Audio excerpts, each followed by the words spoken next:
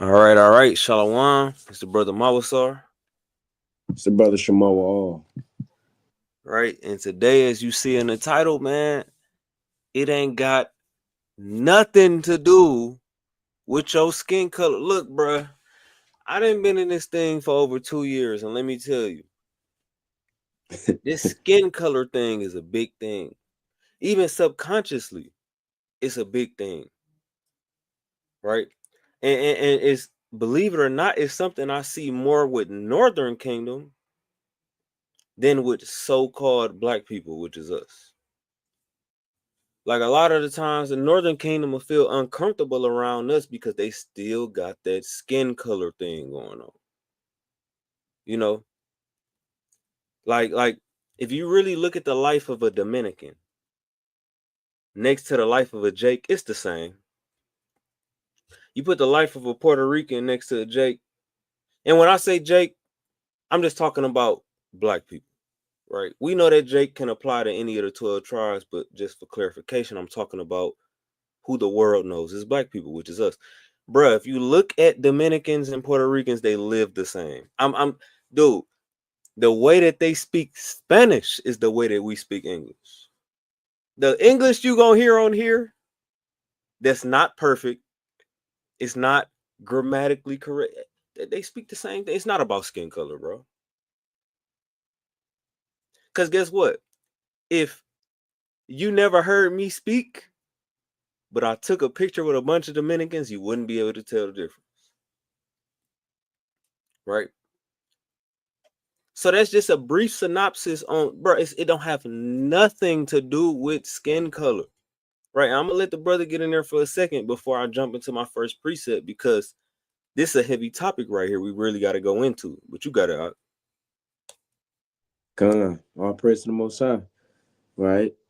All praise to Yahweh Bashem Yahushua, man, for creating this topic, right? Shalom to brothers and sisters that's out there doing, keeping the faith, staying away from lust and concupiscence and all type of idolatry and, the sins of this world. But, as the topic say, it ain't about skin color. They don't say this much at camp all the time on highways and byways. They don't really be, bringing up about skin color. It may come up as they getting cut up, they getting broken down through the spirit. And it may come up like, how they say it, why is this? How come just the black people get saved? Why not the white? It's not about skin color. It's all about literally bloodline. It's not about skin tone. Because it may be a brother that look like an Edomite. We got a brother in the camp. He look like Edomite. Brother look like Thor, man. And shalom, right? And the brother look like Thor. Whole time he's a Judite. It's another brother. Brothers be looking like they got an office job, but they Israelites, right? I want to bring this one precept, right? You probably gonna bring it out, but I'm gonna go to Matthew 24. You might bring it out through the spirit. So I'm gonna go to Matthew 24 real quick. Because they do say this on the highways and byways, only when they getting cut up though. I never hear them say it automatically. It's kind of weird. Correct me if I'm wrong, because brothers heard it all the time. But when they getting cut up, they literally say, "Oh man, why the black people are getting saved? Why is only black people you don't get repentance and things of that matter?" It's not about skin tone, you know. And Lord willing, we can get into the Willie Lynch letter because that all derives from that. So this Matthew chapter 24 and verse 12, it says, and because iniquity shall abound, the love of many shall wax cold. Right? So iniquity is abound, man. Iniquity is at its high peak. I say it's not even at its high peak yet. I take that back. But it's getting there. Right? The Lord said wickedness shall increase in these last days. And it's definitely increasing amongst brethren, sistering, and the other nations as well as they attacking each other, what prophecies bring along. So it says, And because iniquity shall abound, the love of many shall wax cold. And the love of many is waxing colder and colder and colder. Because, you got the Venezuela, so-called Venezuelans coming over here, and you got Southern Kingdom just going crazy. Man, what they doing over here, man? What's they eating all the food, they doing this and that. But hey, those your brothers. And it's crazy because we don't even look at their skin tone, but with ours, they look at ours though. We think they not our brothers because they speak in a whole different language, and maybe their hair is a little different, but it's still wool, just a different texture of wool, you know. But when the Northern Kingdom look at us, they say skin tone. But we so destroyed, or a lack of knowledge. We got the same skin tone, man. We both brown and darker and lighter, So it's not really about skin tone. And the love of many shall wax cold, as you see. We're not calling each other's brothers and sisters because of skin tone and different type of hair and things in that manner, which is madness. But brother, you can get into it though. Let's hop straight into this, man. We gave y'all the intro. Hey, look, man, this skin color thing. Listen, bro. Let's push the truth to the side for a couple of seconds. We are who the world will call black people. We know how this skin color thing go. We know about the light skin versus dark skin. They got the light skin face. We talking about the men right now. They got the light skin face and the dark skin face. With the women, it's even worse. Look at the Tyler Perry movies, man. Why is it? I was just talking to somebody that I really care about recently about this. Why is it that every time in a Tyler Perry movie, the woman that comes and just saves the day is a light-skinned woman? Why is it that every time in a Tyler Perry movie, the villain is a dark-skinned man? I'm not a dark-skinned man, and I'm vouching for my brothers. Why is that the case? Why is it the case that it's always a light-skinned woman that come in after this dark? Look at Diary of a Mad Black Woman. Everybody done seen. I know you done seen that. Who did Charles replace his wife with? Did he replace her with another beautiful dark-skinned woman? So we really have to get into this thing, and let's get into it. Let's go to numbers. Let's just start from the beginning, right?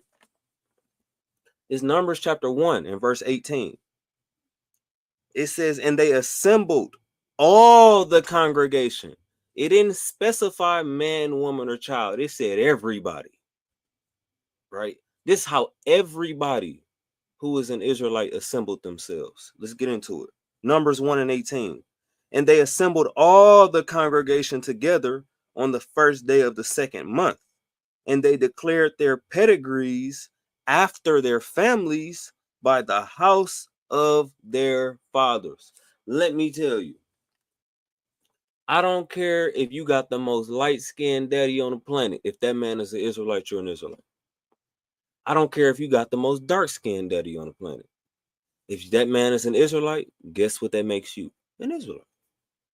So it's not about, oh, this dude got the same hair as me. Like the brother said, oh, our hair is a little bit different, but it's, it has nothing to do with skin color, nothing to do with hair type, none of that. Let me tell you, it's an Israelite out here who looks more like an Edomite than it's some Israelites who look like an Israelite. And let me tell you, if your father, according to Numbers 1 and 18, is an Israelite, that's what you are.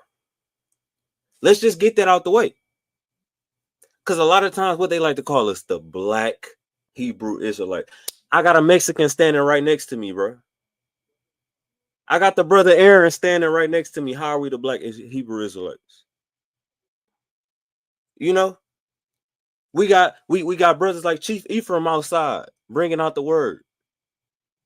That's not a black man. How are we the black Hebrew Israelites?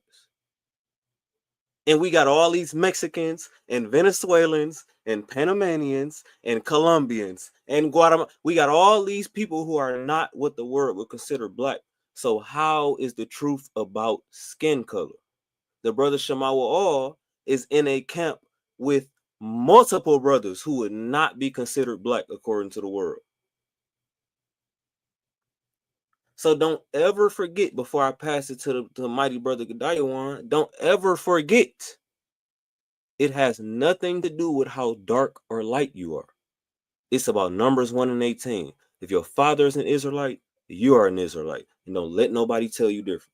What you got, a Gadayawan? Con. And that's right, like the brother was going into, right? This truth is not about being black or being light-skinned, right? It's about truly what's in your heart. And these other nations, they use those terms to denote the ministry.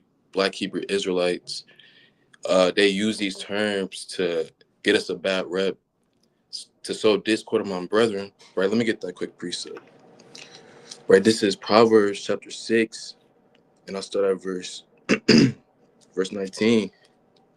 Or I'll start at verse 16. It reads, "These 6 things that the Lord hate, yea, 7 are an abomination unto him: a proud look, a lying tongue, and hands that shed innocent blood, and heart that deviseth wicked imaginations, feet that be swift and run into mischief, a false witness that speaketh lies, and he that soweth discord among brethren." And that's all that is, to divide the flock, to stop the children of Israel from receiving the word, right? So when we go out there to teach, we got to make sure that we're not looking at each other in that like manner, because that's what Esau is. That's his whole agenda, to stop the word from going out, from stopping brothers from congregating, stopping brothers from truly loving each other. So it's not about skin color, like the brothers was getting to, but brothers got it.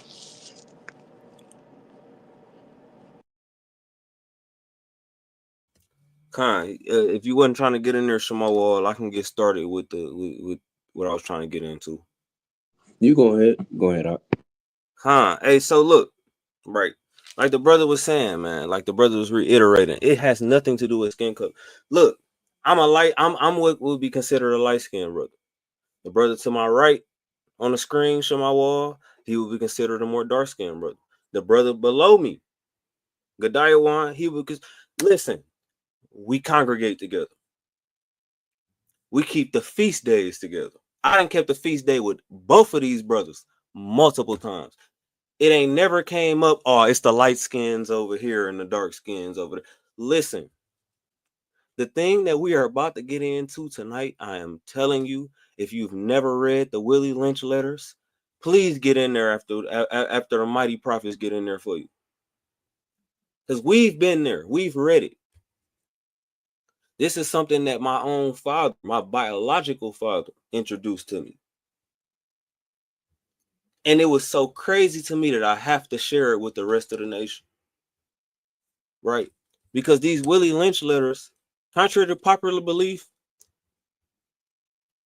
even though they make black people seem so dumb, they know you better than that.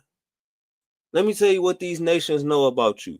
They know as long as they can keep you in the incorrect mindset, they can control you. I'm going to get a precept for you.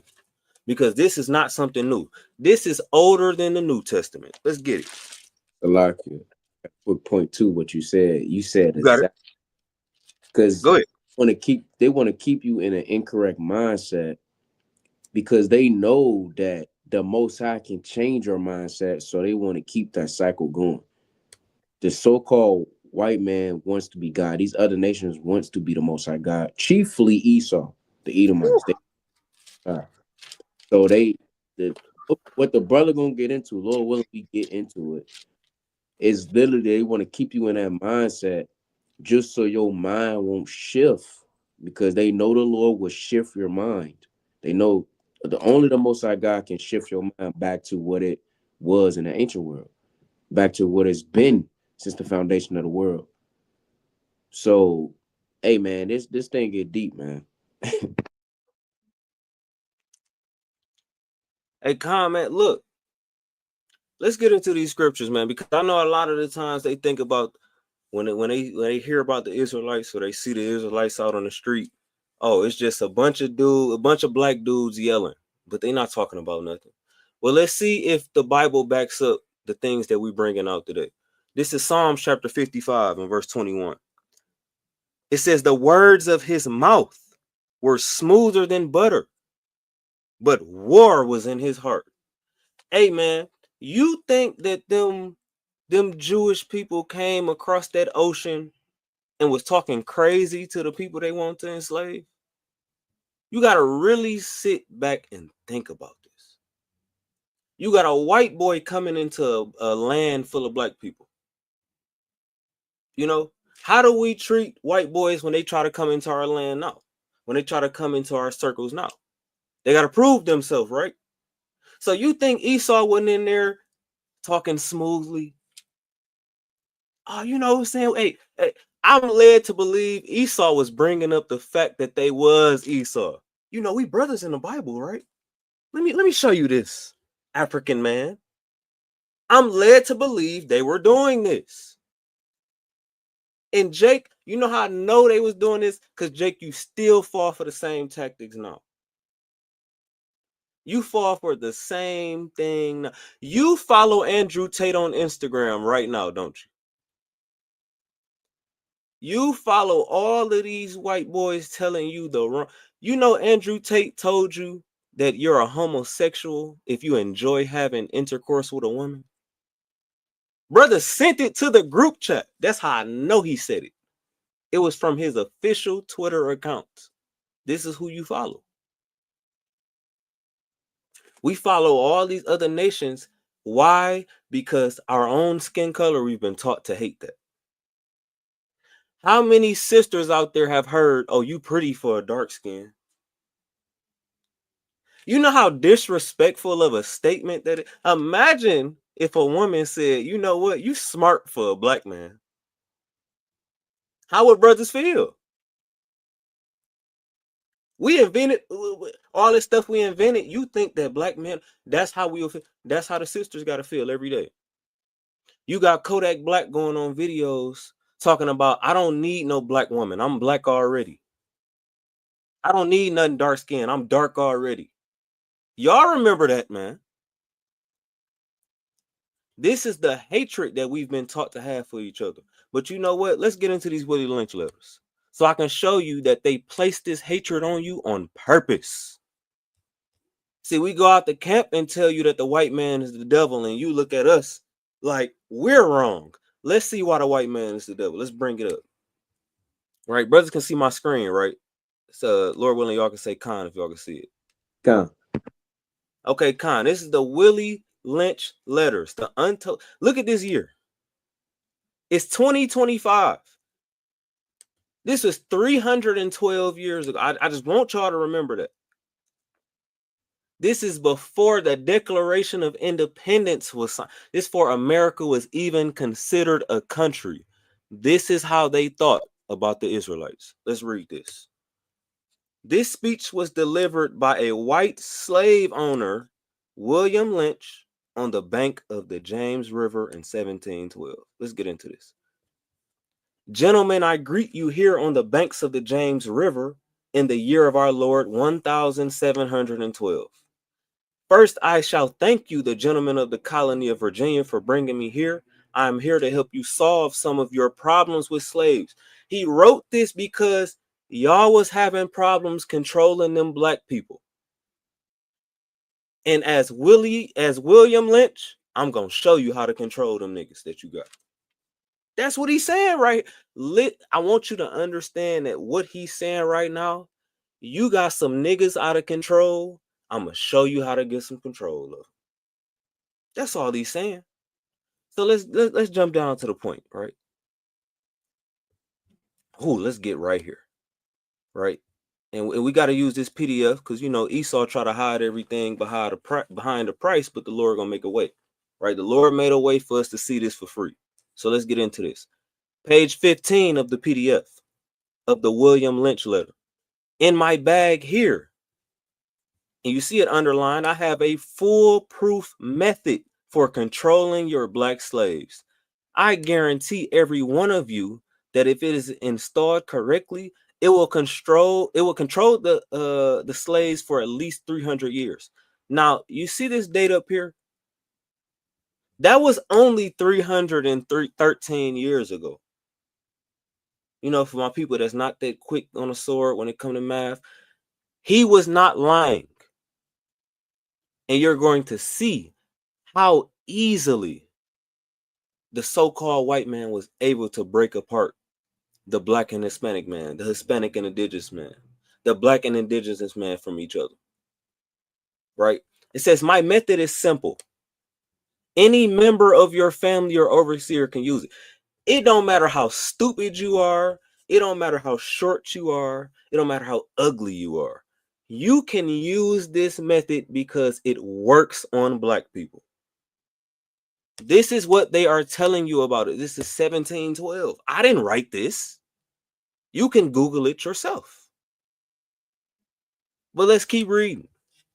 I have outlined a number of differences among the slaves, and I take these differences and make them bigger.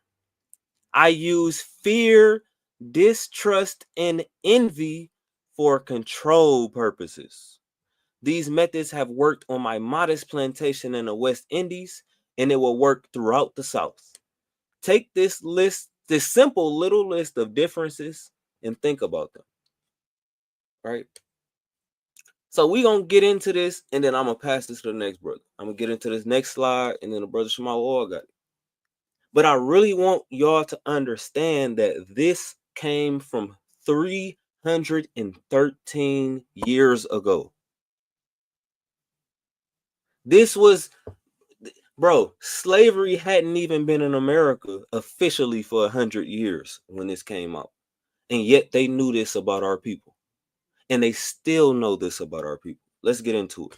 Page 17 of the PDF of the Willie Lynch letters. Don't forget, you must pitch the old black male versus the young black male, and the young black male against the old black male. Let's get a precept, and then brothers got it. All right. Let's get Job chapter 32. Now, for those who don't know, Job was a son of God.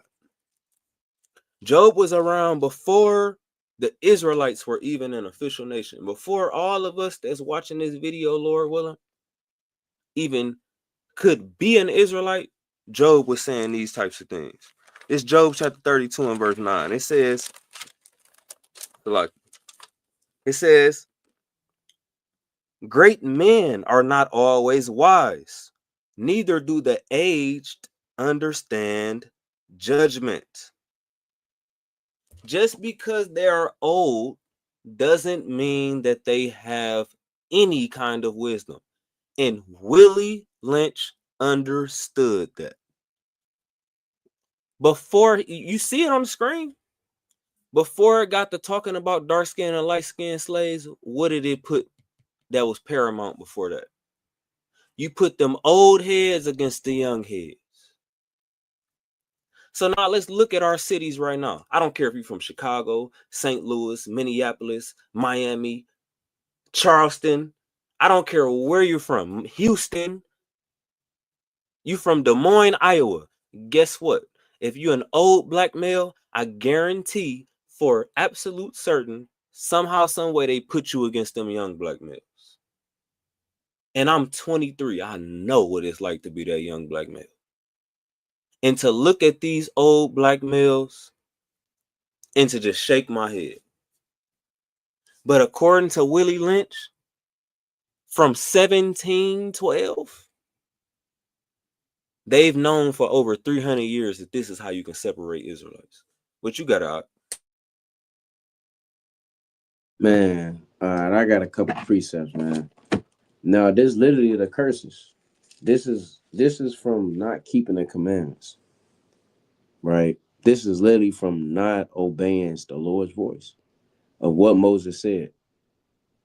You know, everything just don't happen like that. The Lord had everything breaking down like a domino. Literally. He had the so-called white man break the Israelite man and women and child down like Legos. because you didn't want to obey him. You forsake him, he will forsake you. Right? I'm gonna get Sirach chapter 6, verse 7. Right? It says, if thou wouldest get a friend, prove him first, and be not hasty to credit him. Why I bring this out? Because you got the so-called black man want to be cool with Esau. Why you want to be cool with Esau so much? Why you want to kick it with him so much?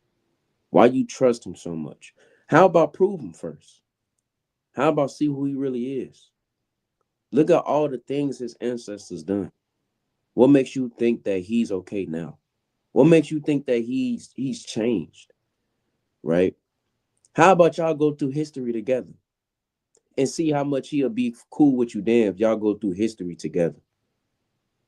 And then if if he's sorry or whatever, just ask him. All you gotta do is sit down and ask him, okay, you sorry? So who am I? Right? Since your people did this, who am I? What is my nationality? Since your people stripped me from my heritage, what is my nationality? He can't help you. He can't help you. Y'all have nothing in common. We've been at war since BC. We've been at war since the womb. What do we have in common? We have nothing in common. We have nothing in common whatsoever. I'm gonna read that again. It said, if thou wouldst get a friend, prove him first, and be not hasty to credit him. Jake, you shouldn't be hasty to credit Esau just by what we reading in the Willie Lynch letter. I mean, just by reading this, I mean, that should let you know that he's not your friend. The Lord put him as a whooping stick to destroy you. Right? To not to destroy you, but just to afflict you because you don't want to keep the Lord's commandments. Right? I'm gonna get Wisdom of Solomon chapter 2. Cause Jake always want to be cool. Just because you get you eat all his cereal in his cabinet and you get to come over his house, you get to jump in his pool, you know his family, you cool with his dog, he gives you money, right? Jake know what I'm talking about. In the lunchroom, he give you his chicken patty. That don't make him a good friend, man. He don't care about you. He giving it to you because he know that you gotta rely on me. Yeah, he gotta rely on me anyway. They ain't got nothing. They don't know who that is. And he know you don't know who you is. Right? This Wisdom of Solomon, chapter 2. I'm gonna start at verse. It's fine. I'm gonna start at verse 7. Right? Now this is the wicked talking, right? Not just Esau. You got Israelites speak like this as well. Right? It says, let us fill ourselves with costly wine and ointments, and let no flower of the spring pass by us. Let us crown ourselves with rosebuds before they be withered. Let none of us go without his part of our voluptuousness. Let us leave tokens of our joyfulness in every place. For this is our portion, and our lot is this. Hey, that's what Esau said when he was breaking you down as to be a slave. This is literally what he was saying. Hey, we finna live good, man. Hey, man, these niggas don't know nothing. They don't know anything. We finna strip them out of everything, right? Verse 10, let us oppress the poor righteous man. Let us not spare the widow, nor reverence the ancient gray hairs of the age. And what it say? I'm gonna read it again because I got the book next to me. It says, don't forget, you must pitch the old black male versus the young black male, right? And I'm gonna read it in Wisdom of Solomon, chapter 2, verse 10. It says, nor reverence the ancient gray hairs of the age. Hey, this is a young man mentality. Let us fill ourselves with joy and things of that manner, right? It's that yellow spirit. It was used to be a term. They don't use it as much, but it's still in the spirit though, because this is how they move in 2025 now so-called, right? It says not nor reverence the ancient gray hairs, man. So you got the young black male not listening to the OGs or what they say in the world. They they not listening to it. These so-called, these GDs and BDs, all these gang members. What are OGs at? You got OGs that's 20, 19, 18. Some of the OGs, they sold, not all of them, but some of the OGs, they destroyed. They listening to the young ones. They say something like, "Hey, young blood, you can't do he what? What you talking about, bro? You ain't they saying all type of madness, right? This what the so-called white man literally did, man. Right? The Lord had him to break us down. Right? Let's go to the curses.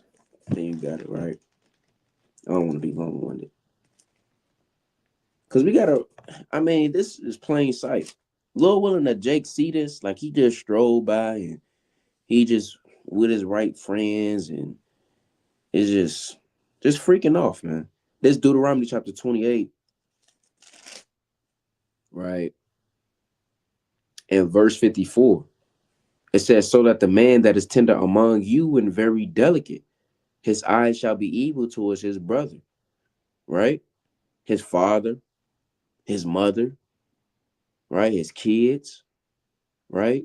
They got to evil out of everybody, man. This is what literally happened. How the Lord had this to happen? He had Esau to set up a system just to break you down mentally, spiritually, and also physically, just so you can have an evil eye towards your own people because you strayed away from the commandments, right? This the Lord literally did. Like, it's not like it just happened automatically. You just switch, which the Lord does have the power to do that.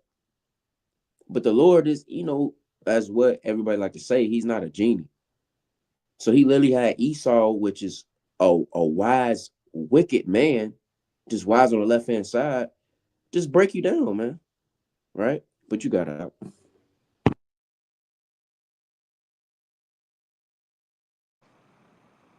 John, like the brother was going into, right? These are the curses that we're going into, right? And I want to bring this out real fast, right? This 2 Corinthians chapter 2 and verse 11. It says, lest Satan should get an advantage of us, for we are not ignorant of his devices. So if you don't know these things, if you don't know that this so-called white man is your enemy, that he has this sorcery and this witchcraft to help pin you against your own brother, then you're ignorant of his devices, right? If you don't know that these things are meant for your destruction and for the downfall of our nation, then you're ignorant of his devices, right? But we're not ignorant of his devices, right? This is Psalms, right? Chapter 83, right? The classic, right? I'll start verse 2. It says, for lo, thy enemies make a tumult, and they that hate thee have lifted up the head. They have taken crafty counsel against thy people and consulted against thy hidden ones. Right? And when you read Deuteronomy 28, it said we'll be sold to our enemies. Right? So our enemies are so-called slave masters, right? They're the ones who make a tumult. They're the ones who take crafty counsel to destroy us. They pin the young against the old, the young against the young, right? They divide you by skin color, right? They put the light skins, the house Negroes. You got the house Negroes, and then you got the field Negroes, right?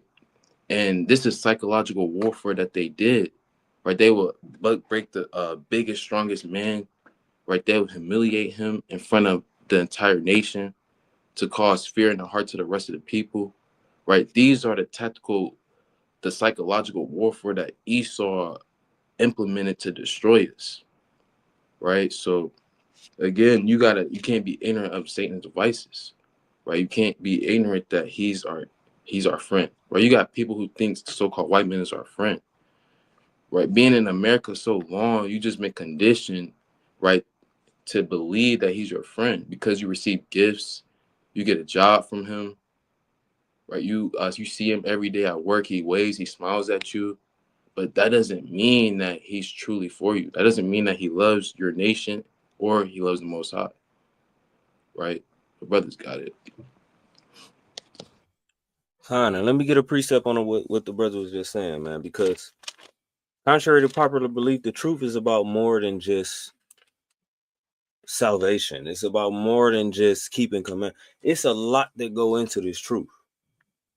You know what I'm saying? So to believe that just because you were born this way, or according to the Bible, hey, guess what? The Most High don't care.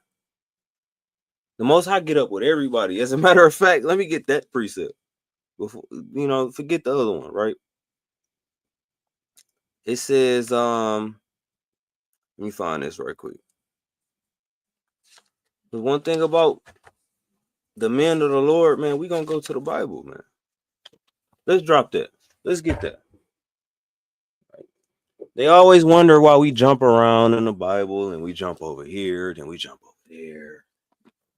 Let's show them why we have to do these things. Let's show them why. This is Isaiah chapter 28. Might be 29. We're gonna see though. It's Isaiah chapter 28 and verse verse number 9. Whom shall he teach knowledge, and whom shall he make to understand doctrine? Them that are weaned from the milk and drawn from the breast. So anybody who has a newborn child, or if you had a newborn child before, you know what it's like for that baby to breastfeed, or for that baby to get their first taste of milk. That baby don't argue with you about whether or not you breaking down the scripture wrong. That baby does not argue with you whether or not you made the bottle wrong. You know what that baby does? They take whatever they are given. So the Lord will teach knowledge to those who just take whatever they are given. Not in an ignorant way, but in a way that's like, I'm new to this thing. I have to be humble, and I have to understand that I'm going to have to unlearn everything I've been taught for me to be in this truth. And let's prove that. Let's go to Matthew. All right. Because like I said, we are not brothers who just run their mouth. This is Matthew chapter 18 and verse 1. At the same time came the disciples unto Yahushua, or who the world calls Jesus, saying, who is the greatest in the kingdom of heaven? And Yahushua called a little child unto him and set him in the midst of him. So he called a little kid, right? As an example of what he's about to break down. He used a little kid. Let's keep going. It says, and he said, verily I say unto you, except ye be converted and become as little children, ye shall not enter into the kingdom of heaven. You know one thing kids don't see? Skin color. I never seen a kid without being taught by an adult to notice the differences in skin color. You know what they see? They see another little kid. But you know what we see as light-skinned people who see dark-skinned people? We see them as a whole nother race as a people. You know what dark-skinned people see when they see light-skinned people? They see them as a whole nother race. What was the jokes that was cracked when we was in school? They didn't crack jokes on the light-skinned kids. Who did they crack jokes on? Oh, all the dark-skinned kids was African booty scratchers. All the dark-skinned kids was left in the oven too long. Any of the dark-skinned kids that spoke more proper white man language, which is English, than the other ones spoke the white man language, they called them an Oreo. You black on the outside, but white on the inside. Niggas know I'm not lying. You know I'm not lying. However, let's get back to these bruh, it's never been about skin color until they told us it was about skin color. I'm gonna say it again. It's never been about skin color until they told us, hey, you should look at that other person differently simply for the color of their skin. And let's read why that's the case. Let's go back to the Willie Lynch letters. This page 17. And this is sentence number 2. You look at this word right here. Listen, you ain't listening to Willie Lynch if you don't do this right here. It says you must use the dark-skinned slaves versus the light-skinned slaves, and the light-skinned slaves versus the dark-skinned slaves. Y'all get on Instagram all day long and argue with other black people. I want you to sit down and really think about that. What did Jay-Z say in his song? Light nigga, dark nigga, po nigga, still nigga. This is how they see us. You think they give a damn about PNB Rock dying in that Waffle House? You think they give a damn about Nipsey Hussle being light-skinned and getting killed outside of their store? Do you think they cared about Tamir Rice being a light-skinned kid with a toy gun at the park? They don't give a damn about skin color unless they're using it to put us against each other. Like I used the example earlier, you got rappers like Kodak Black saying they don't want a dark-skinned woman. They already dark. Tell me how that makes any sense to you. I'm dark already. So somehow, some way, being with another dark-skinned woman doesn't make sense to a dark-skinned man. And we reading to you how this happened to us. Let's keep going. You must use the female versus the male and the male versus the female. What are the podcasts about nowadays? What, bro? Y'all on Instagram, I'll dare you to act like you're not on social media and you don't see what's been going on the past 3-4 years. I brought up Andrew Tate earlier. You watch Andrew Tate faithfully. You had Kevin Samuels telling y'all that if you didn't have enough money, you shouldn't even be worried about a woman. You had Kevin Samuels telling y'all that not Kevin Samuels. You had other content creators telling y'all if you want a peaceful relationship, you need to get with a woman who doesn't have the same skin color as you. So go ahead. Go ahead. They saying that in the truth too. Oh my God, look. You got people in the truth right now. You got camps where for some reason a predominantly dark-skinned camp is going at a predominantly light-skinned camp. And they try to hide it like it's just a doctrinal difference. Oh, they believe in it, doing this on the Sabbath. We don't believe that. What it really is this right here. Let me highlight it again. You know what it is? That's starting this camp beef. Let me highlight this entire paragraph. 1 second. You want to know what it is? They're starting this alphabet camp against this alphabet camp. The Willie Lynch letters right here. So let's finish out this paragraph, and then the brother Gadayawan got it. It says you must. Man, that's such a strong word.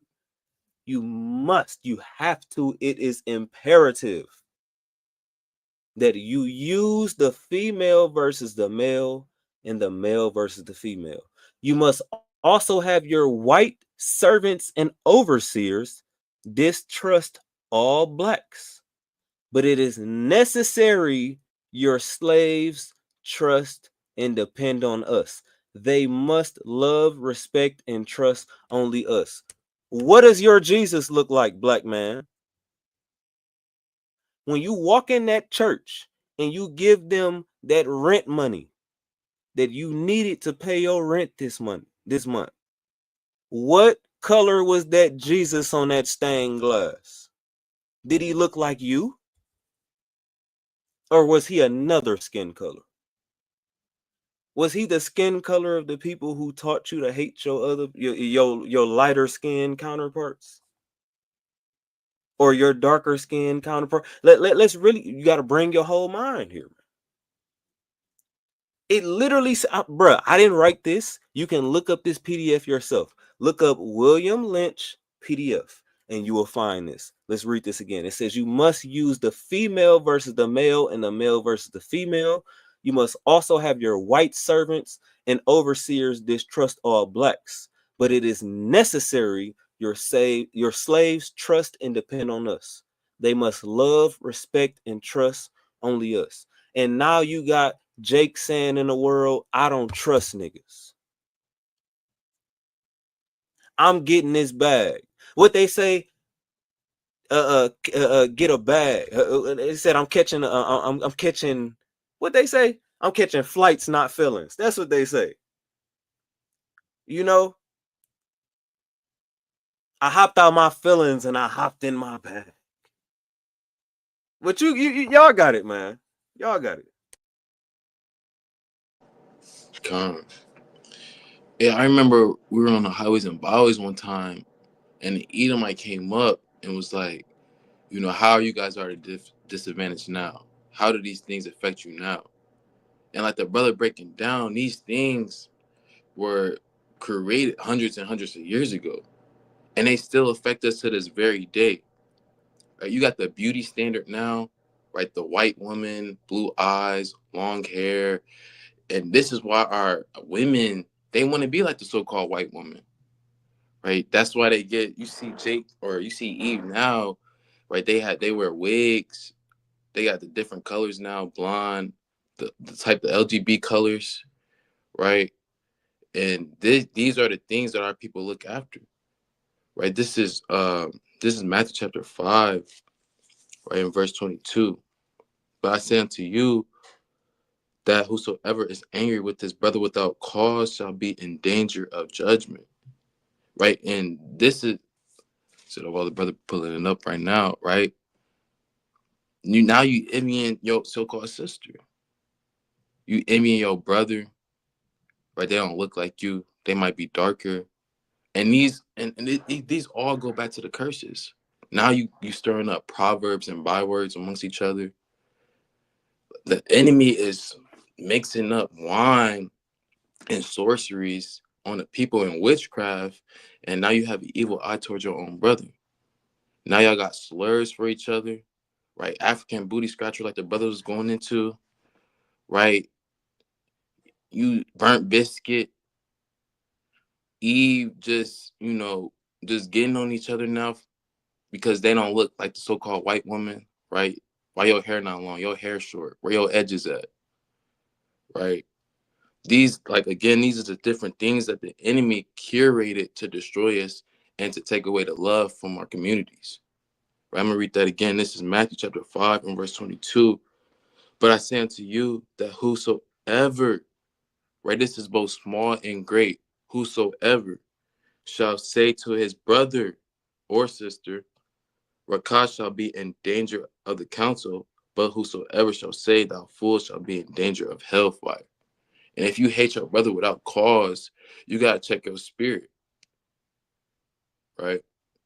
If you hate your brother because he looked like this, or, he might have this, you coveting after things that he have, you got to check your spirit in these last days, right? But brothers got it.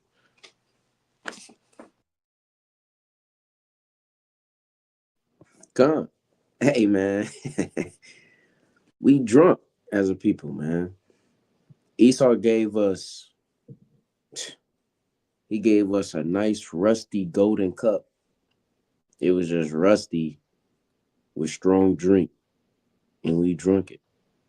Not even drinking the Lord's cup. We wanted Esau's cup. Really, we had to drink it just because, hey, we want to keep his commandments, right? But and on top of that too, um, the wigs ain't nothing under the sun because the Egyptians, they made those wigs. They came from Egypt as well. So they made those. And the Lord told you, don't do the doings of the other nations. Don't be like them. All right. Let me bring this out real quick. All right. The Lord wiped them out for you. And for you to try to want to do after their gods and do just be like them, that's madness, man. All right, let me get this. Second Chronicles. All right. All right, this Second Chronicles chapter 25, verse 14. It says, now it came to pass after that Amaziah was come from the slaughter of the Edomites, that he brought the gods of the children of Seir and set them up to be his gods, and bowed down himself before them and burned incense unto them. Right? Which is off. Amaziah, Amaziah got done killing the Edomites. He got done slaying them. After you get done slaying them, you want to go serve them? I don't understand that. I mean, obviously we don't know who we are, so we serving their gods, right? Which was put upon us as we read the Willie Lynch letter, man. We looking up to Caesar Borgia when it's written that he has hair like wool. The Lord doesn't have blue eyes. The Lord doesn't have stringy hair. He's not he doesn't have leprosy, right? He's not white as leprosy, right? And you got them serving other guys, man. You putting on their wigs. You dyeing your hair. You're not even putting on wigs. You dyeing your hair blonde. And you got a so-called black woman. She could be a light-skinned sister, nice little what they say, light bright. She dyeing her hair blonde. She don't even want her, she do not want to wear her natural hair color at all. At all. She don't want to wear her natural hair color. I remember this was like what, last year, 2 years ago, basically. She posed, should I wear black or blonde? And basically black, it was her natural or blonde. I ain't gonna lie, I said something. I said natural. Guess what? She went to blonde. For what? Why? Because you think it looks so-called good on your skin? You really basically you hating yourself. The so-called white man trained you to hate yourself, to hate your own people. He literally trained you to hate your own people, man. Right? And you got Amaziah killing the Edomites, right? You sisters, the so-called woman can't even compare to you. While you out here trying to be like them, they trying to be like you. They getting their lips puffed up and surgery on their hips and cutting their stomachs, right? They trying to dress like you and move their neck like you, and you trying to cook like you. They can't get close to it, right? So that's madness, man. So I'm gonna bring this out, Revelations 18 and verse. All right, get verse 3. Right, so it says, "For all nations have drunk of the wine of the wrath of a fornication." Right, and the kings of the earth had committed fornication with her, and the merchants of the earth are waxed rich through the abundance of her delicacies. Right, we're just talking about Babylon the Great, America. Right, which is, I mean, whose kingdom is this? Right, it's Esau. It says, "For all nations have drunk of the wine of the wrath of her fornication." And through this Willie Lynch letter, the nitty gritty, right, which is the cup right there, you drunk it. They forced it in your mouth, and now all of a sudden you like it now. Hey, that's how we're heroin addicts, right? Uh, when they like, if they end up peer pressure, they probably with friends like high school, they get peer pressure, they end up getting, toe up. All of a sudden they like it now, and now they just want that fix for some reason. They just brainwash, man. We just brainwash. Now you got all nation drunk. Now you even got man, and it's strong on our northern kingdom too, because they instantly tell you Jesus Christ. Man, our northern kingdom brothers, they so toe up, man. Right? It's like they won't even step on the picture. They won't even step on it. they would not step on it, man. Right, I'm gonna read this again. It said, "For all nations have drunk of the wine of the wrath of a fornication." Right, they drunk that, man. To have you to hate your own people, right? From you not obeying the Lord, right? Hey, man, you got Asher, Zebulun, Issachar, Ephraim, right? Reuben, right? You got Gad, right? I take Gad out of the picture. You know, I take Gad out of the picture, but they won't even step on Caesar Borgia, man. They won't step on it. It's like it's embedded in them, like it's just in a system. And the only way to get it out with Mark 9:29 through fasting, prayer, right, and washing of the word, man. Right. So I'm gonna read this Willie Lynch letter again, cause right, it says, right, it says it is necessary that your slaves trust and depend on us. They must love and respect and trust us only. And you see, you see our people trust Esau only, right? With the food stamps, right? Section 8, they trust them because you got Eve big headed. They want to be independent and things of that matter. And that's in the Willie Witch letter as well. It speaks about that. So Lord willing, we can get to it. But they independent, they relying on taxes. You so brainwashed. Yeah, you may get taxes. 1 Corinthians 7 and 31. You know, we use this world, you know what I'm saying, not abuse it. Don't overindulge in it, but use it to, get yourself by. But you don't want to use it to the point where you think like you actually getting somewhere. You're not getting nowhere. We're in captivity. So taxes come, you thinking you doing something. Brother, all it is just the money that they took out of your check and they give it back to you. It's just a cycle, brother. It's all an illusion. It's really nothing. Right? So you just dependent on Esau. Just depending on it, man. Brothers got it, man. Hey, let's read this bottom part of this Willie Lynch letter. Listen, if y'all don't take nothing else out of this, go research the Willie Lynch letter. I'm on a free PDF. You can see the website up here where my mouse is. Hey, this is public information. Not one of the brothers on here then created this PDF, man. This has been around for hundreds of years and it still works. Now, I want to highlight this last sentence before I read this last part, and we're going to read it all. I got you. It says, they must love, respect, and trust only us. The slaves must love, respect, and trust only the white man. Why did they turn your Jesus white? Why don't they tell you about the Dark Ages? Why won't they tell you the truth about King James, who authorized the King James Version? Why won't they tell you that? Why? Because, let's read it again, they must love, respect, and trust only us. Let's keep reading. Gentlemen, these kits are the keys to control. Use them.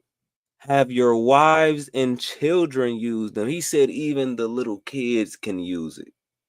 He said never miss an opportunity. They're talking about us like we a job interview, bro.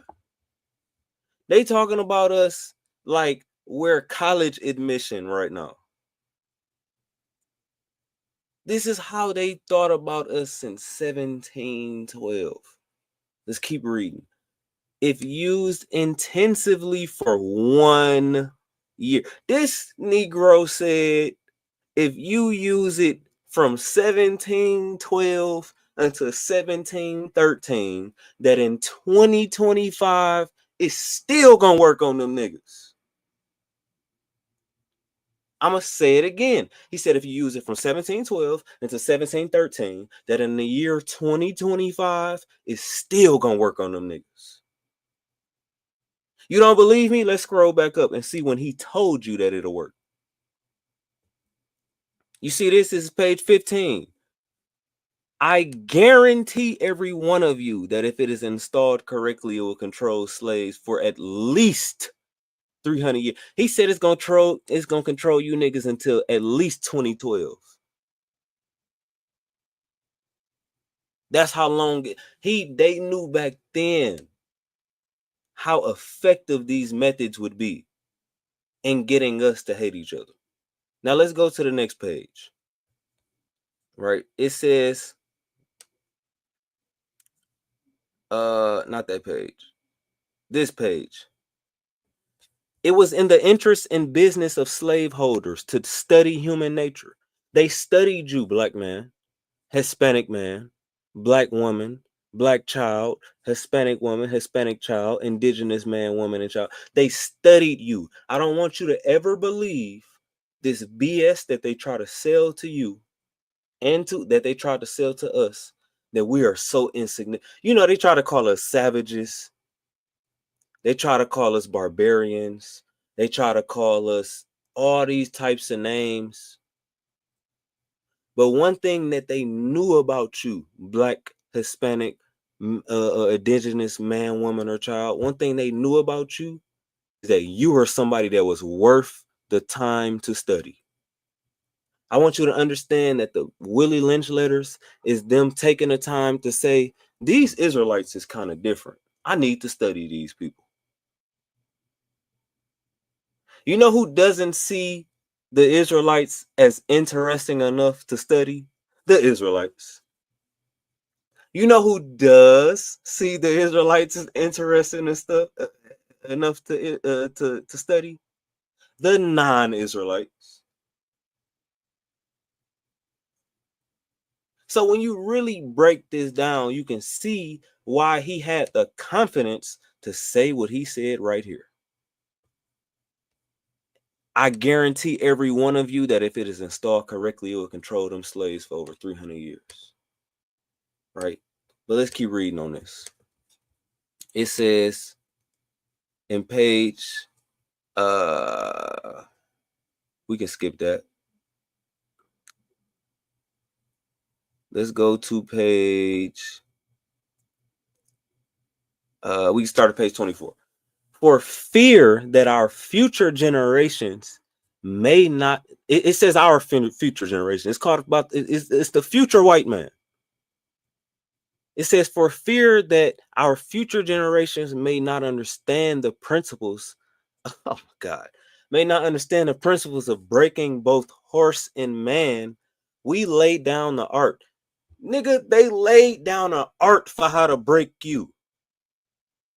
It says both horse and man. It says, even though our kids may not understand the principles of breaking a horse and a man, we gonna lay down the art. Do you understand it's an art for them to put the music out that they put out for you to enjoy? It's an art for them to set up men putting on dresses and putting out movies depicting a dark-skinned man as the devil and a light-skinned man as the Most High himself.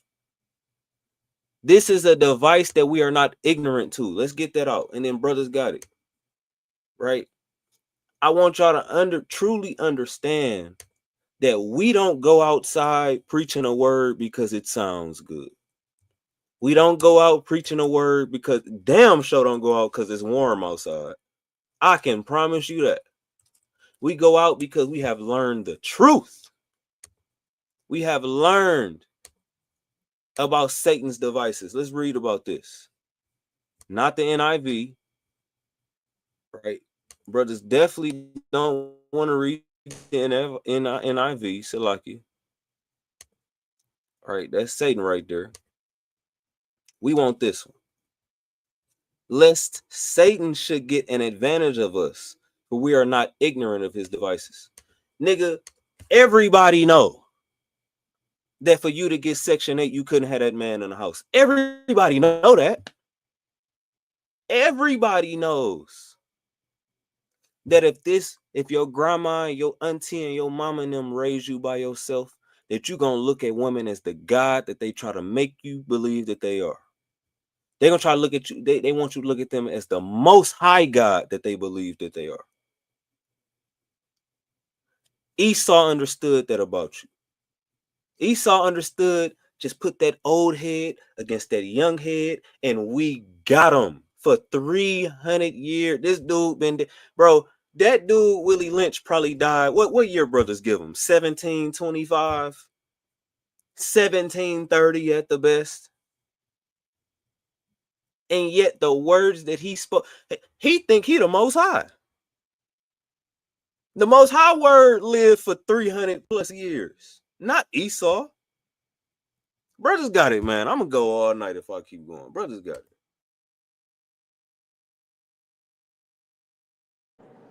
it. Right, I got a precept. Right, this 2 Samuel, chapter 19, verse 6.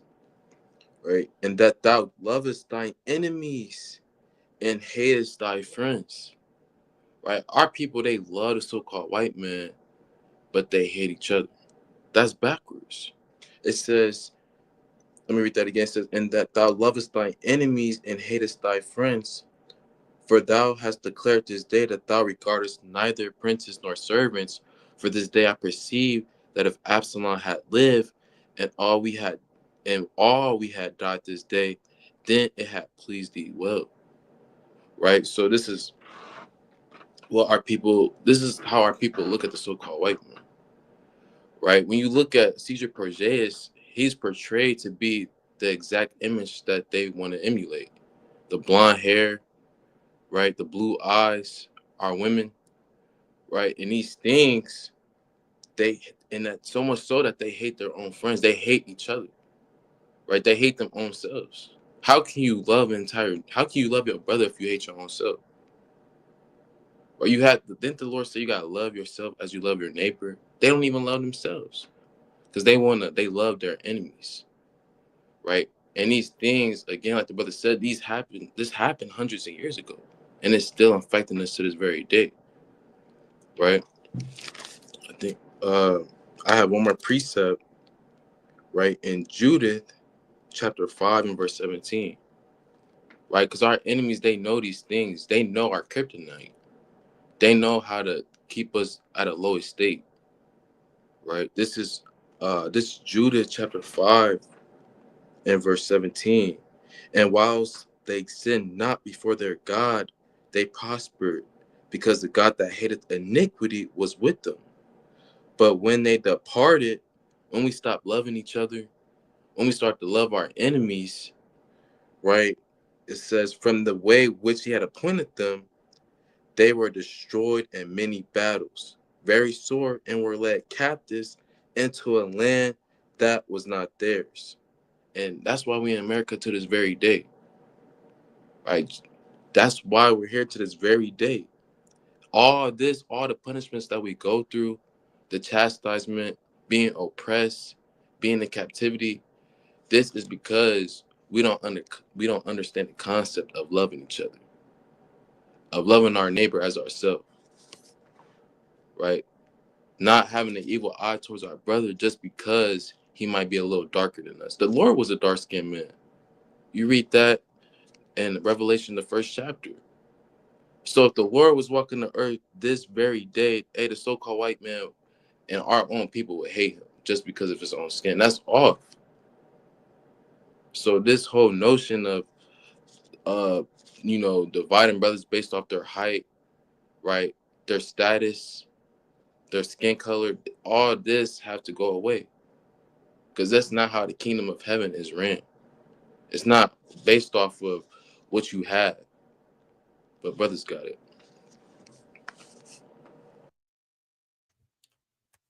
Brother Azar can get in there if he want to. But if he need a second, the brother Shema Wall can definitely do his thing. Salakia. Salakia. Yeah, I need a second. I just got in. For sure. Shema Wall, you got it. Yeah, come, man. Just like what the brothers was getting into. I mean, it's a lot that we can say. This topic can go on for a long time. I mean, this video can go on for a long time. Because, I mean, they literally they treated us like beasts, man. I believe you got, what's it called? I think it was Human Zoo, if I'm not mistaken, how they treated Eve. So they was treating us like animals. How they treat our animals, because the animals was, we have domain over the animals that was given to the sons of God. That's given to the Israelites, man. Right? Yeah, see that? Bring that out. So they treat us like animals. The way how they do the lions and um um all the monkeys and the orangutans, all these beautiful creations, these creatures the Lord made for us, right, to have dominion over. The way he's treating them, he treat us like that, right? Programming us to be damn pets to Esau. You see that? Like yeah, bring that out, man. And the way too about the Human Zoo, far as like these strip clubs, that's exactly what it is. See that? Look. See that? Like hey man, I got a preset. All right, let's go to Maccabees. Let's get Maccabees, man. All right.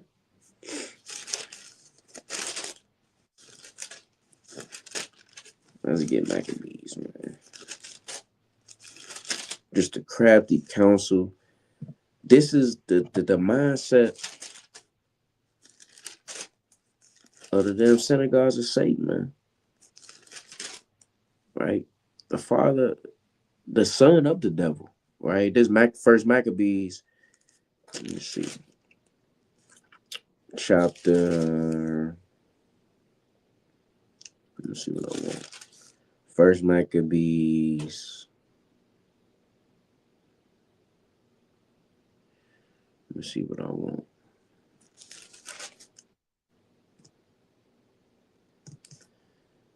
First Maccabees, chapter 7. Let me see what I want.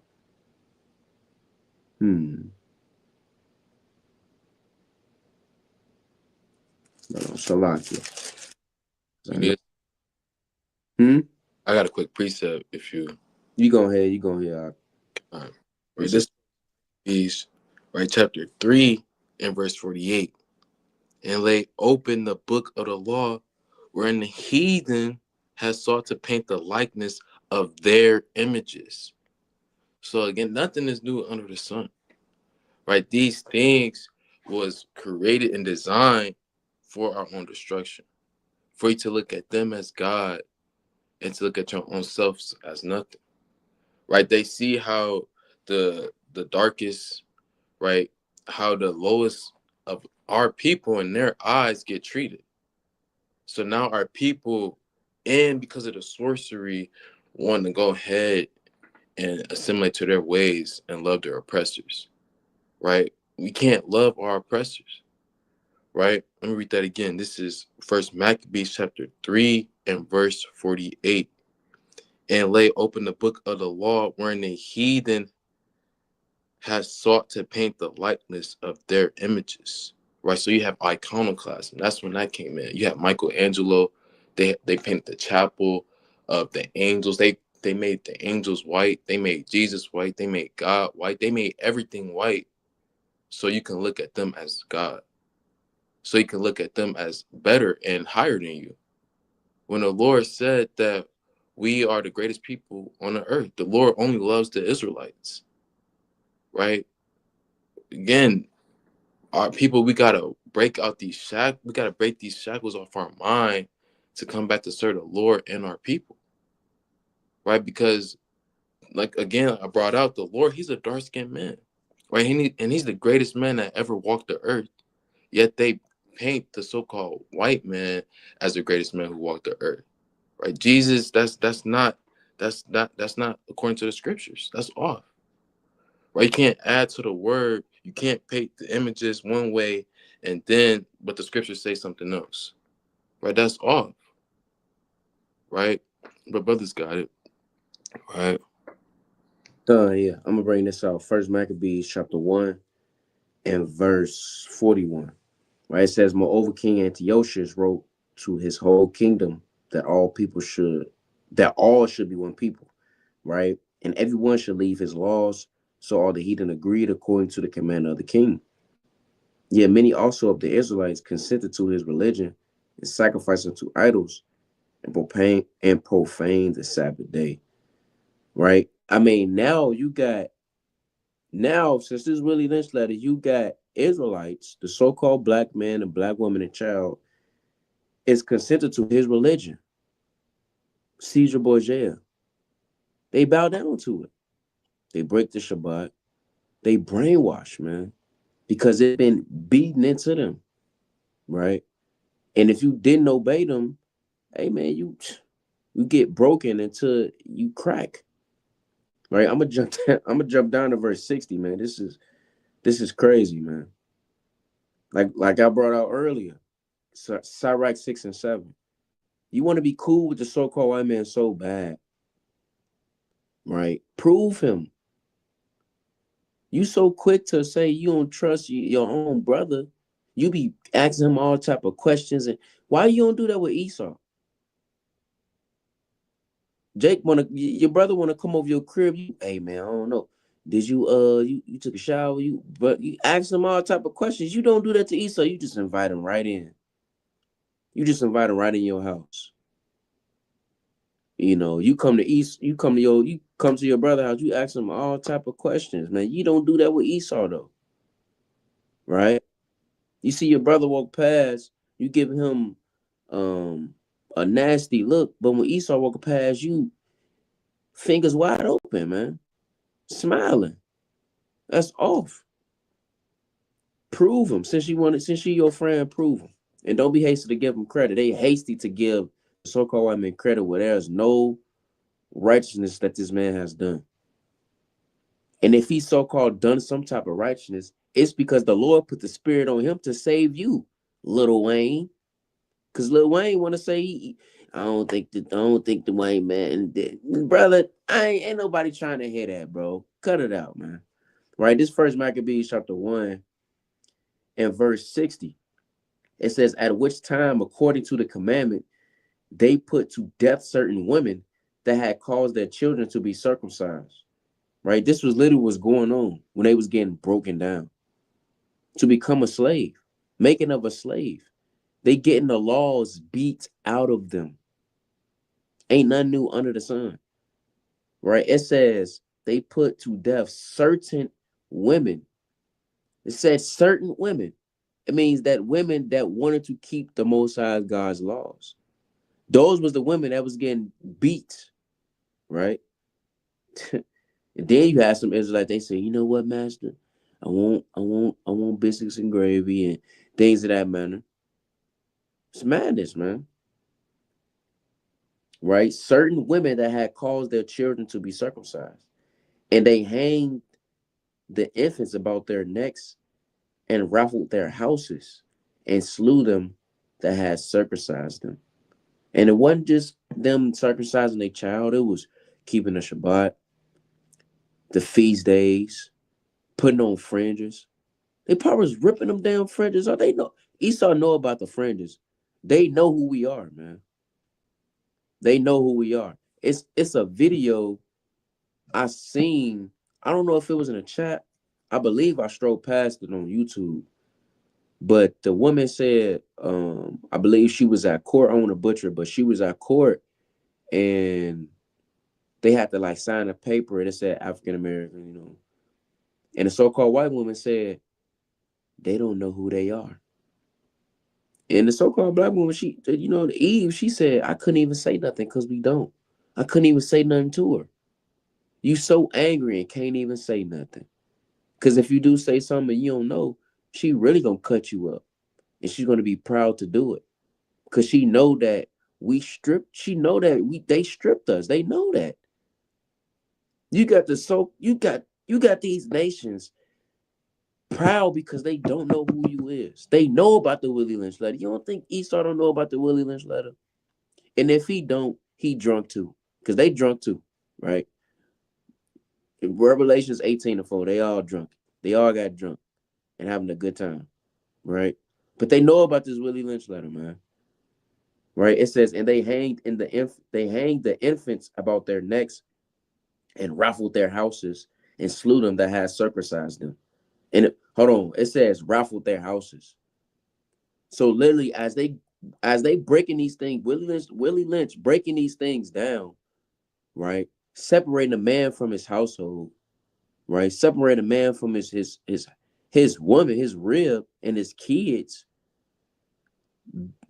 stretching him out, breaking him, pulling him, hands, legs, and feet.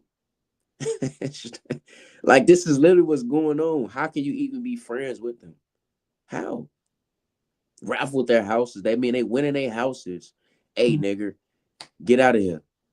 Give me this. Give me that. You finna listen to us. You gonna trust us only, right? Take your Bible, rip some pages out. Hey, man, ain't nothing new under the sun. They was doing this, right? The Grecians did it, right? The Romans did it. Amalek, right? It's all through our history, man. How can you be friends with a so-called white man? But brothers got it. Con, I wanna chime in and let me back off that. Cause then was some can brothers hear me? Let me know because I'm on my phone. Baba Gasha. We can hear you out. Con. So I kind of want to just speak to the evilness of Esau, with a personal testimony. And it's gonna be quick. So today I'm out delivering packages and I'm delivering to a Edomite house, of course. So Esau come outside, all Esau see packages, they be all hunky dory and smiling, and y'all know how Esau do. And tell me why this dude had the nerve to ask me, I kid y'all not. He said, so how many years in the joint did you do? I'm like, what? He like, yeah, you've been to jail before, right? I'm like, dude, I've never been to jail a day in my life. Well, he kind of got tongue tied. Then he like, he okay. He just hurry up and ran in the house. But just saying that to say, Akim, that just goes to show the evilness of Esau, right? And just like the brother was saying, it's not no being friends with these people. You can't do it. They're not able to do it, right? They may be good for business or whatever the case, but as far as trying to love these people, embrace these people, it's not gonna happen. And at the end of the day, you gonna be having the S face because you're gonna be, when he call you a damn nigga, you're gonna be, I thought we were buddies. You're gonna be so hurt. Whole time Esau knew he was gonna slime you out. He just he just wanna get what he can get out of you. So my message to brothers lately, hey man, get what you gotta get out of them. Right? So the more we know is the more, right? The more we know, the better off we'll be. Right. So I just got a couple of scriptures. And it's the classic. So this Hosea 4:6. My people are destroyed for lack of knowledge. Like that precept is so, I'm not gonna call it basic, but we bring it out all the time on the highways. Brothers know it off the top of their head. But that precept is so powerful because it's for one, it's true, right? We are truly destroyed for lack of knowledge, right? The brothers on this call, y'all have the knowledge to know all the evil, heinous things that Esau done did on this earth since the beginning, right? We know that they slaughtered down millions of indigenous Native Americans. You brothers know that they signed treaties that said they can't take my people land, but they so evil they went behind their treaties and slaughtered my people in a damn the holiest of holy to them at that time. You know, it was a mountain. They took that over, and now that's where the damn what is called. Now that's where they got Mount Rushmore at. When this was the tribe of Gad at one point, you know, on the left hand side, of course, because they weren't keeping the laws. But you know, that was the holiest of holy to them. Because that mountain is where they went to pray, they went to do sacrifices, whatever they did. And it's really of the most high. But you know, just saying that to just say that, you know, we can't trust these people, right? They don't have our best intention at heart.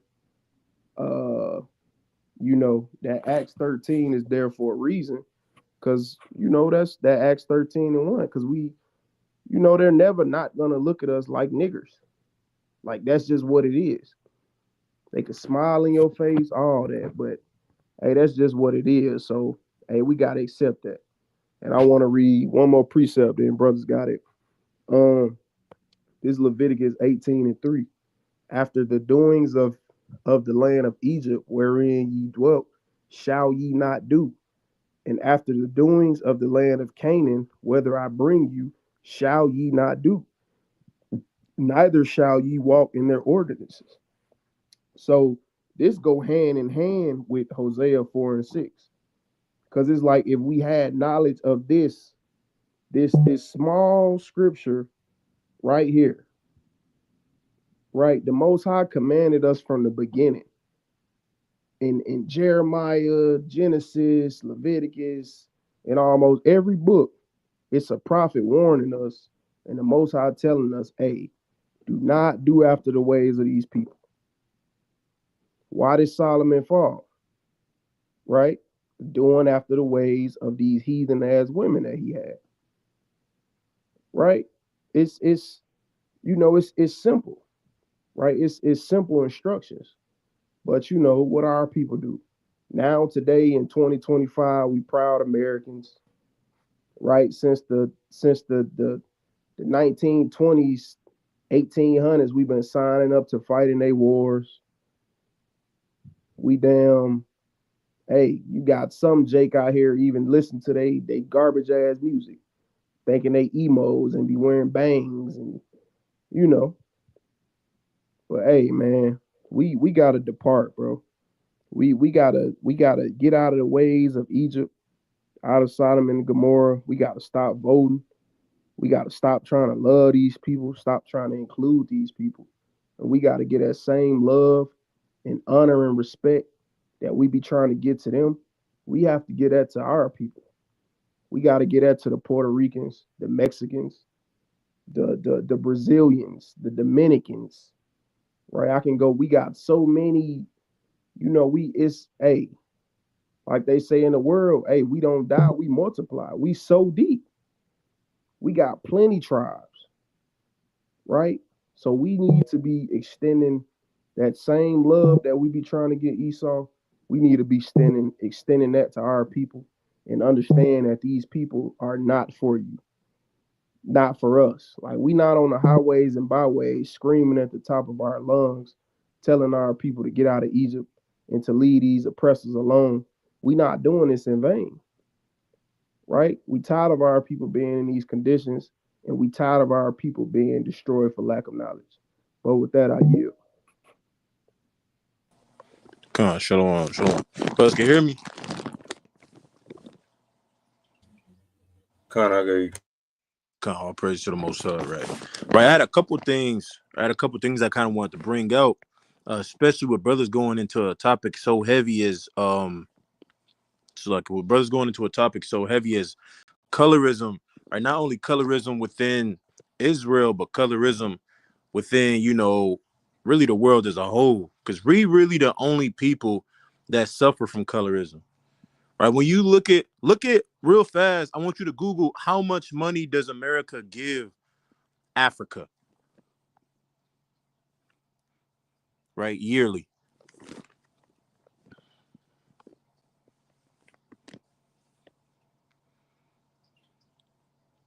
Right. How much money does America give Africa yearly? Right. You got things like UNICEF, right? It says in the fiscal year 2022 alone, right, USAID has provided more than $6 billion in life savings, multi-sector, and humanitarian assistance to the people of Africa.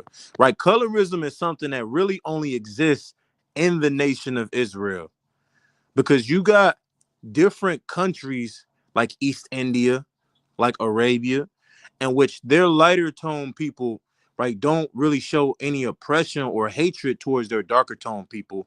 It's essentially only within the nation that we live in, or the nation that we belong to now as a people. Real fast, right, I want to show you something so heavy, right? Let's go to Esther real fast, right? Let's go to Esther. Right, I'm gonna start at Esther chapter 1. Right, Esther, the first chapter. Right, and this is how you know that Israel was never one homogeneous color. Right, you know how people try to say, oh, the Jews were just always black. And for one, even when we say black today, we don't not include light-skinned people in black. Right, we only when we talk about black, right, black ain't just a skin tone, right, but it's a lifestyle, it's a way of living. Right, our endurance through oppression. Real fast, Esther chapter 8. Right, I'm gonna hop all over Esther real fast, but Esther the 8th, slucky, not 8. Esther, the first chapter. Right, I'm gonna start at verse 3.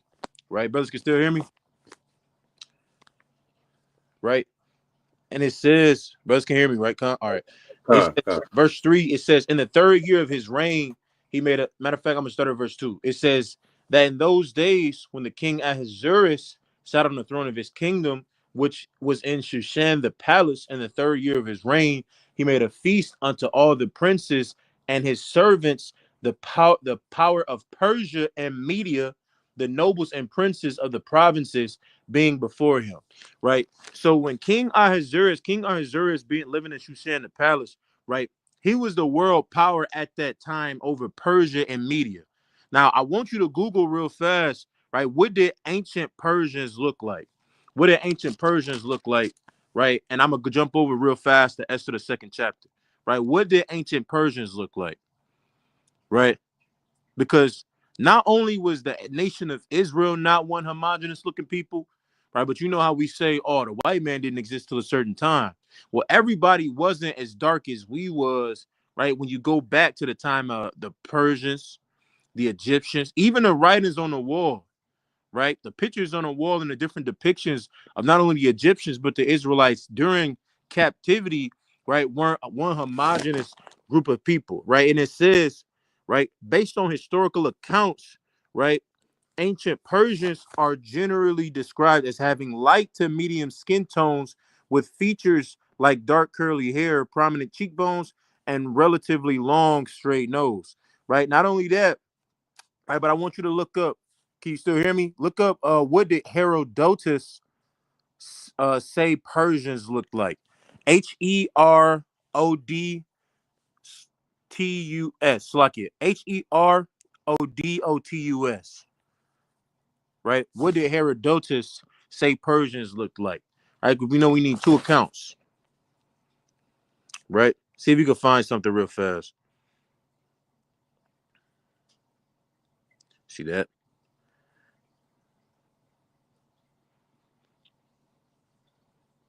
They got it on Quora, but you know that ain't really trustworthy, right? See if I can see it. Right. I might need you to scroll.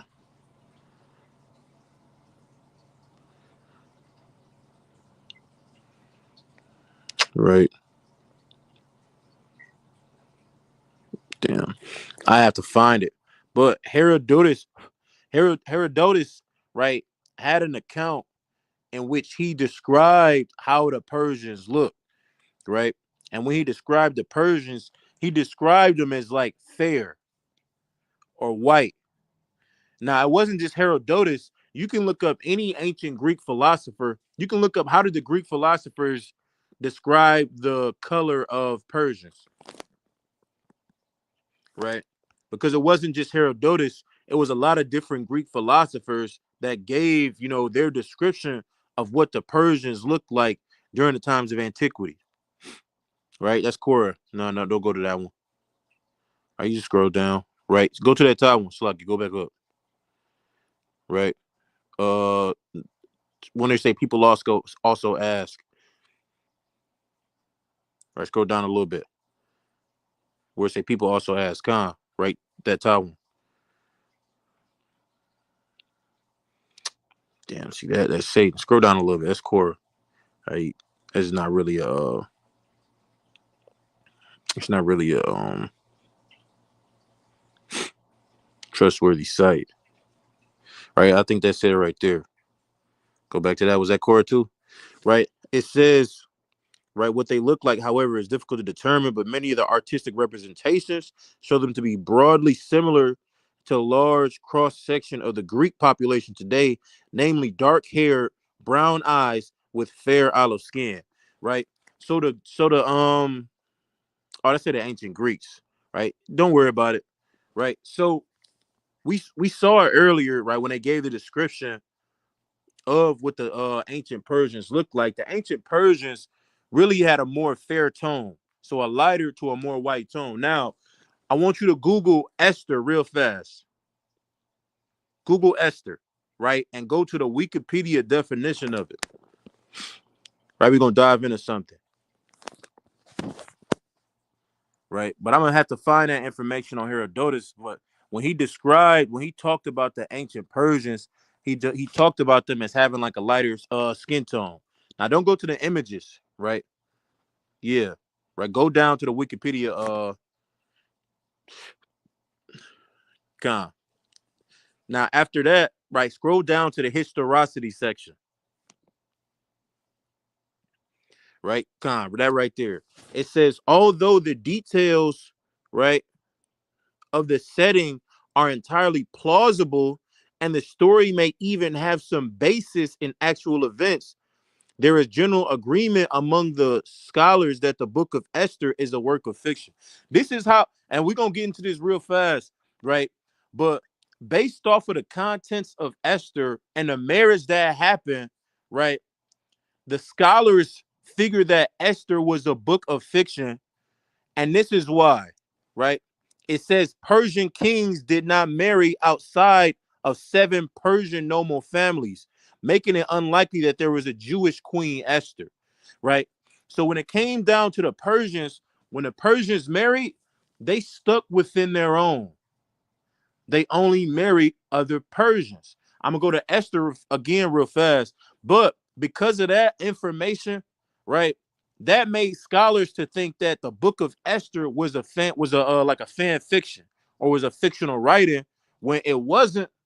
But because of the tradition that the Persians held, they came to the conclusion that there couldn't have been a Jewish queen or a Jew queen named Esther because the Persians were lighter skinned, but Esther, according to what they would have thought that all of the Jews looked like, would have been a darker skinned people. Now I want you to go back to Esther. I want you to go to Esther chapter 2. Right, Esther chapter 2, and I'm gonna start at verse. My point is in 10, and I'm gonna drop down. Right, but I'm gonna start at verse 9. It says, and the maiden pleased him, and she obtained kindness of him, and he speedily gave her things for purification, with such things as belonged to her, and 7 maidens which were meet to be given her maidens, so like to be given her out of the king's house. And she preferred her, and he preferred her and her maids to the best place of the house of the women. Right. So just how it said in Wikipedia, historically, right, the Persians only married within their family. So when he's looking at Esther, right, physically, he can't tell that she's not a Persian, right? Because we weren't always just completely chocolate or completely dark skinned or heavily melanated. Some people had a lighter tone, right? And this is the proof right here, right? Verse 10. It said, Esther had not showed her people nor her kindred, for Mordecai had charged her that she should not show it. So the king was thinking that entire time that she was a Persian, but he didn't understand that she was a Jew the entire time. Right, I'm going to drop down real fast to verse 18. It says, then the king made a great feast unto all his princes and his servants, even Esther's feast, and he made a release to the provinces and gave gifts according to the state of the king. So he finna have all of the men to come and see his wife, right? And what do you think all of these men gonna think that she is? A Persian, right? Because we didn't always completely look exactly the same, right? It's not like, I'm trying not to get banned. Moab, let's just say Moab. It's not like Moab and Ammon, where every single one of them look exactly the same, down to the height, down to how chubby. Right? I just found out today that Moab don't have eyelids. Yeah, they don't have eyelids. Moabites are Ammonites, right? They said that it was to keep them from the harsh winters, right? Their eyelids went away to keep them from the harsh winters and having to squint their eyes, right? That's why they look like that. Yeah, we don't look like that. That's only the Moabites and the Ammonites and the sons of Lot, right? We were always a diverse people, right? I'm gonna keep reading the verse. I think I'm at verse 20. It says, I should like it, verse 18. It says, then the king made a great feast unto all his princes and his servants, even Esther's feast, and he made a release to the provinces and gave gifts according to the state of the king. So he invited all of these men to come and see his woman, and none of these men was able to determine that she was a Jew. Not one, none. Not none of the handmaids, not his ex-wife Vashti, right? Nobody was able to determine what nation she was, right? Verse 19, it says, and when the virgins were gathered together the second time, then Mordecai sat in the king's gate. Esther had not yet showed her kindred nor her people as Mordecai had charged her, for Esther did the commandment of Mordecai like as when she was brought up. So this entire time, they literally looking at Esther like she's one of them, like she's a Persian, a lighter or fairer skinned people, as we just read earlier. We just looked it up, live and in person, right? So all this time, they thinking that she's a Persian when Esther was what? Esther was a Jew. Let's go real fast to chapter 7. So he didn't find out till chapter 7, right, what her nationality actually was. This is all to all you colorists out there and all you Moabite and Ammonite lovers, right, who think we all supposed to be the same color, right, because the other nations are all look the same way and they all are the same color. We're not them. Stop trying to be like them. Right, Esther the 7th chapter, real fast. I'm gonna drop down right to verse 3. Right, Esther chapter 7, right, and verse 3. Right, it says, then Esther the queen answered and said, if I have found favor in thy sight, O king, and if it please the king, let my life be given me at my petition and my people at my request. For we are sold, I and my people, to be destroyed. And then you get like Slucky, I'm gonna keep reading, but you got to keep in mind her uncle Mordecai was around the same people. They was all around the same people. Mordecai has seen Haman, or Haman has seen Mordecai. The king just about seen Mordecai, and both of them had seen Esther, but none of them can tell that they were the same people. Yeah, you blacks and Hispanics out there are racist.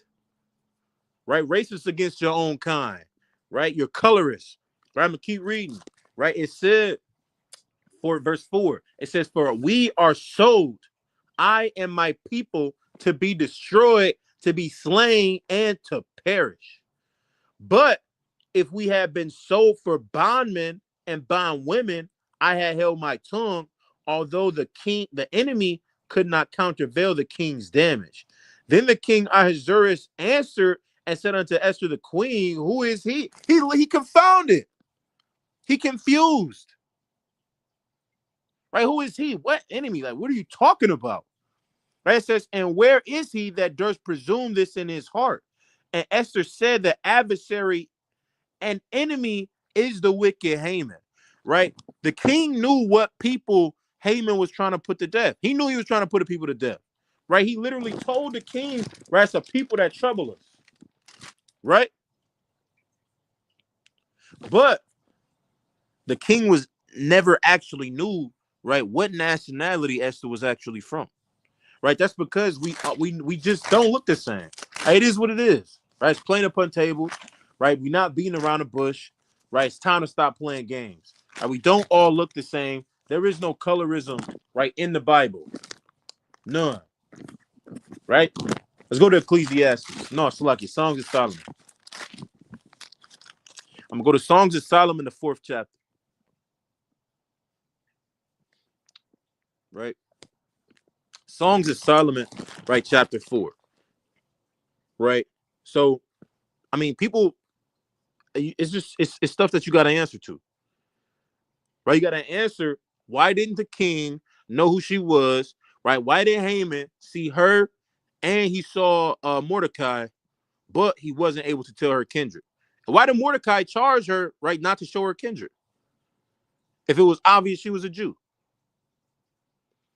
When all of the surrounding people were lighter and fairer skinned people, not only that, but that it was tradition within the Persians to only marry from their own people. Gotta answer that. Gotta deal with that, right? Songs of Solomon, the 4th chapter, I'm gonna start at verse 1. It says, behold, thou art fair, my love.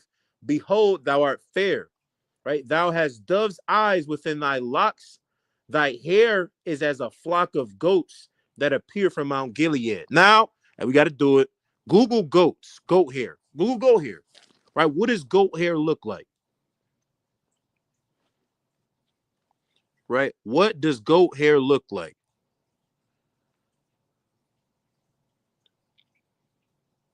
Right? You got to pull a picture up big, right? So we can see it.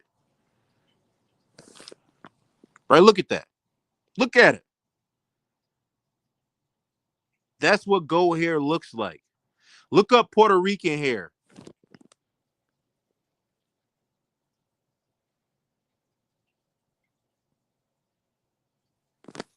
Right? This Puerto Rican hair. Come on. You pull the pictures up side by side. Pull them up side by side.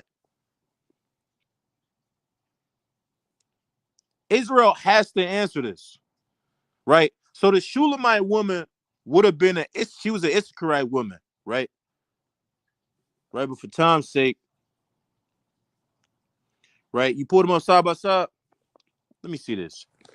You know, Israel ain't gonna like this, man. Right? Y'all brothers gonna have about 10 50 inboxes apiece, right? Asking us why are we defending the Puerto Ricans and the Mexicans and our light-skinned brothers and sisters from all 12 tribes of the nation of Israel. And they can't stand y'all brothers because now they can't hate themselves. Right? Is it possible to pull them up side by side? Or that ain't possible? It might not be possible. Right? I don't think I'm gonna be able to do it. Just one more time, cycle through them both. I'm gonna read it again, right? And keep cycling as I read. It says, behold, thou art fair, my love. Behold, thou art fair. Thou hast dove's eyes within thy locks. Thy hair is as a flock of goats that appear from Mount Gilead. Right? So we looking at the northern kingdom hair texture. We looking at goat hair texture, and it's exactly the same. Right? Google Bob Marley. Right?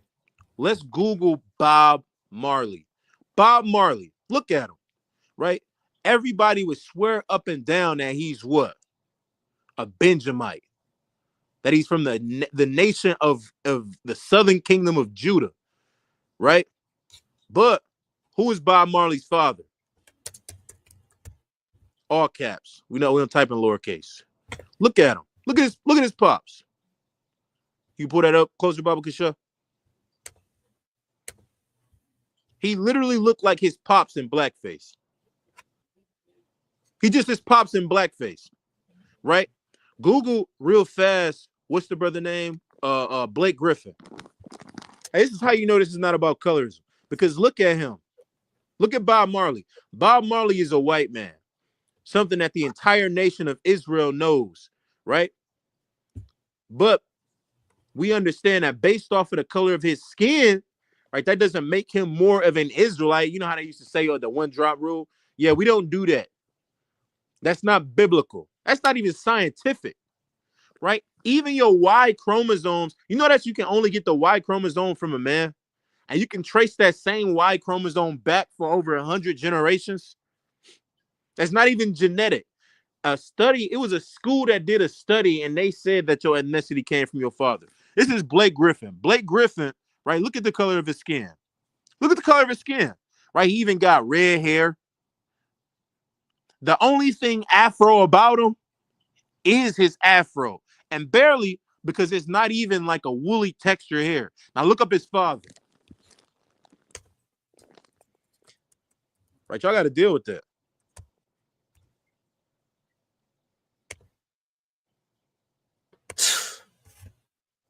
They got to deal with it. Right, if it's all about skin color, because you know what they gonna cut. Oh, you're always saying white. Listen, Asian is not a color, nor is Arabian. That's not a color, and we don't like them either. Right? Look up Blake Griffin's father, and then I got a heartbreaker. After that. Right? Look at his father. That is one crispy nigga. I don't know if I can say that on the internet, but I said it. Yeah, he's black. Absolutely black. And what does that make him? What does that make Blake Griffin? A Judite. That makes him an Israelite from the tribe of Judah. Look at his pops. He dark as I don't know what. He looked like Google real fast Uncle Ben. He looked like Uncle Ben. Look at him. Cycle through. Cycle through. You gotta pull him up. See if you can pull both of them up. He literally looked like Uncle Ben. Right? And so y'all gotta deal with that, man. Right? That man is a clear-cut Judite. As Numbers, the first chapter in 18, Ezra chapter 2, verse 59 on down. Right? He's a Judite. Now, what I want you to Google, Lauren London. Yeah, this the head chopper. Damn. This one is gonna hurt. Yo, precious Nunu. I don't even go, man. Look, pull this woman up. Look at her. This was every 14-year-old boy's dream. Was this one right here? And guess what? Put father right next to her name. And this was really gonna be the cutter, the cutter right here. Right? Not only is he white, not only is he of the Caucasus race from the Caucasus Mountains. I want you to go to the regular search. Go to the search real fast. Oh, scroll down. Scroll down. Up, right there. What is Lauren Lunder's father nationality? Yeah, he's Jewish. Oh, He's Jewish. But let me tell you, black folks love Lauren London. They love them some Nunu out. I mean, ATL is probably one of the most prominent black movies in our community. We measure people's blackness on the movies that they've seen, and ATL is always one that's within the top 5 to top 10 movies. And if you have not seen ATL starring Nunu, Lauren London, right, and T.I. Tip Harris, right, you are not black. Well, this black woman that you love so much is a Jew. Not our type of Jew, but an Ashkenazi type of Jew. Yeah, that's your colorism right there. Go right back to her. No matter of fact, just Google Nunu, because that's what they know her as. Just Google Nunu. Yep. Right? You see it pop up at the top. Come on, man. This is y'all precious. Listen, y'all precious, beautiful ebony queen is a Jewish woman. She's white. Right? So colorism is just not biblical, right? It's not historical. It's not scientific. I mean, I don't know what they want us to say, man. I don't know what they want us to say. Brothers got it. That's really all I got. Hey, Salakia, real quick. I was finna let me back and say, don't forget, what's their name? Tia and Tamara. They Edomites too. Tia and Tamara. They're definitely Edomites. Everybody love the Twins. Let's see what we got.